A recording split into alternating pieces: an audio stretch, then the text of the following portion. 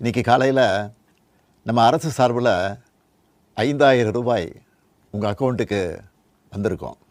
மகளிர் உரிமை தொகை என்கிற பெயரிலே 5000 ரூபாயை 1.32 கோடி பெண்களுக்கு 5000 ரூபாய் நேற்று கொடுத்தாரு. அதுவும் நரேந்திர மோடி ஏற்பாடு தான். ஒருத்தருக்கு செய்யக்கூடிய உதவியை நேரடியா அவங்க வங்கி கணக்குல வர வைக்க முடியும்னா யாருனால முடியும்? மத்திய அரசாங்கத்தோட திட்டம், ஜன்தன் திட்டத்தான். இந்த 1.32 கோடி ரூபாயை அவங்களுக்கு வரவு வச்சுட்டு, அந்த அத்தனை மகளிருக்கும் 5000 ரூபாயை வரவு வச்சுட்டு, ஏன்னா தேர்தல் வருது இல்ல, அதுக்கு அவர் சொல்லியிருக்கிற காரணம் என்னன்னா 3 மாதம் அதுக்கு 3000 ரூபாய், அது போக கோடைகால சிறப்பு உதவித்தொகை 2000 ரூபாய். மக்கள் எப்படி ஏமாத்துறாங்க பாருங்க. பணத்தை கொடுத்து வாக்குகளை விலைக்கு வாங்கக்கூடிய முயற்சி தான்.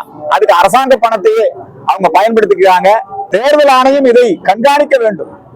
தேர்தல் பக்கத்திலே வருகின்ற இந்த நேரத்திலே எந்த நேரத்தில் வேணாலும் தேர்தல் அறிவிக்கப்படலாம். வாக்குக்கு பணம் கொடுக்கக்கூடியதை அலுவல் பூர்வமாக இன்றைக்கு வாக்காளர்களை பணம் கொடுத்து வாங்கக்கூடிய ஒரு முயற்சியை திராவிட முன்னேற்ற கழகம் செய்திருக்கிறது.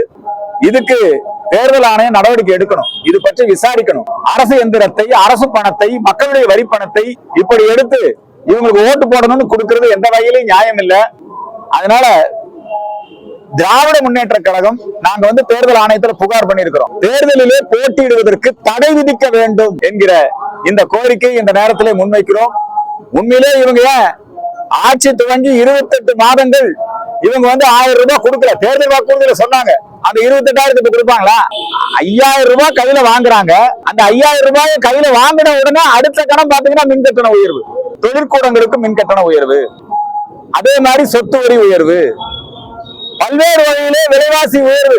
அதிலிருந்தெல்லாம் ஈடுகட்டுவதற்காக இப்ப பெண்கள் அவங்க மிகப்பெரிய அதிருப்தியில் இருக்கிறாங்க. ஆங்காங்கு பாலியல் வன்கொடுமை சம்பவங்கள், பெண்களுக்கு எதிரான குற்றங்கள், திமுக ஆட்சியில பெண்களுக்கு ஒரு பாதுகாப்பற்ற சூழல் இருக்கிறது.